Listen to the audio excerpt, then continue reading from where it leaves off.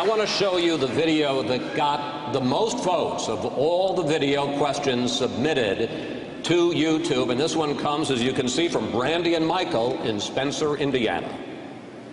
There's growing concern among Americans about the size and the scope of the federal government and its infringement upon state and individual rights. If you're elected president, how do you plan to restore the 10th Amendment, hold the federal government only to those enumerated powers in the Constitution, and allow states to govern themselves? Congressman, what's your answer for Brandy and Michael? Well, obviously it would take more than one individual, but the responsibility of the president would be to veto every single bill that violates the 10th Amendment. That would be the solution. Anything else, sir? You got a little time left. Well, I'll tell you what, that is the subject that is crucial because government is too big in Washington, D.C. It's run away. We have no controls of spending, taxes, regulations, no control in the Federal Reserve printing money. So if we want government, whether it's medical care or whatever, it's proper to do it at the local level as well as our schools. But there is no authority in the Constitution to do so much of what we're doing. There's no authority for them to run our schools, no authority to control our economy, and no authority to control us as individuals on what we do with our personal lives. Thank you, Congressman. Okay. The next question is for all of the candidates. It comes to us from Atlanta, Georgia, on the topic of education. Hi, I'm Stella Lohman from Atlanta, Georgia. I've taught in both public and private schools and now as a substitute teacher. I see administrators more focused on satisfying federal mandates, retaining funding, and trying not to get sued, while the teachers are jumping through hoops, trying to serve up a one-size-fits-all education for their students. What, as president, would you seriously do about what I consider a massive overreach of big government into the classroom? Thank you. That topic is for all candidates, and to get everyone to weigh in, 30 seconds each, please. Congressman Paul. If you care about your children, you'll get the federal government out of the business of educating our kids. In 1980, when the Republican Party ran, part of the platform was to get rid of the Department of Education. By the year 2000, it was eliminated, and we fed on to it. Then we, as Republicans, added No Child Left Behind. So the first thing a president should do is the goal should be set to get the government out completely, but don't enforce this law of No Child Left Behind. It's not going to do any good, and nobody likes it. And there's no value to it. The teachers don't like it, and the students don't like it. But there are other things that the federal government can do, and that is give tax credits for the people who will opt out. We ought to have a right to opt out of the public system if you want. Good, Paul. I want to ask you a question about a comment you made a couple of weeks ago about a border fence with Mexico. Here's what you said, sir. I want to quote it. There's capital controls and there's people control. So every time you think of a fence keeping all those bad people out, think about those fences maybe being used against us, keeping us in. Question, Congressman. Do you know a lot of Americans who want to take their money and flee the United States of America?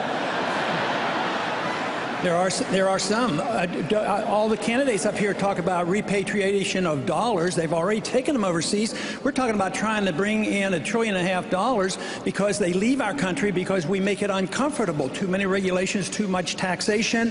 They can't start business. They've lost confidence. Yes, when countries destroy a currency, they do lead to capital controls and they lead to people control. So I think it is a real concern.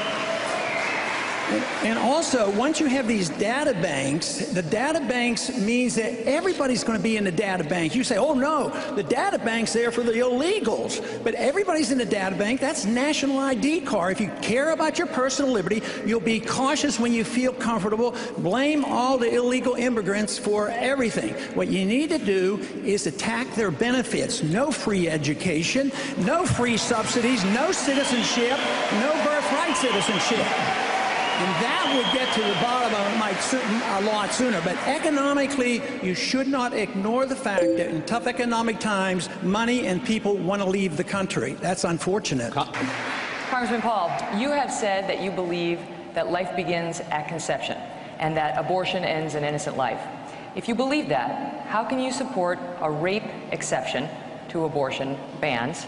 And how can you support the morning after pill? Aren't those lives just as innocent? They may be, but the way this is taken care of in our country, it is not a national issue. This is a state issue. And there are circumstances where doctors in the past have used certain day after pills for somebody with rape. And quite frankly, if somebody is treated, you don't even know if a person is pregnant. You don't even know if there's a disease. But if it's 24 hours after rape, I don't know how you're going to police it. So I don't think you should create. We have too many laws already. Now, how are you going to police the day after pill? It doesn't make any sense to me in a practical matter. So I would say that nobody can outdo me on respect for life. I've spent a lifetime dealing with life, but I still think there is a time where the law doesn't solve the problems. Only the moral character of the people will eventually solve this problem, not the law. Now a question for all of the candidates.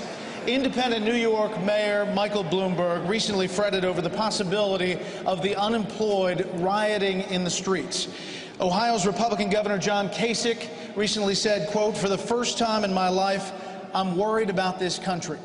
And recently a liberal columnist wrote this, quote, "We've lost our mojo." You know, President Obama promised hope and change, and according to many polls, fewer and fewer Americans believe he's delivered.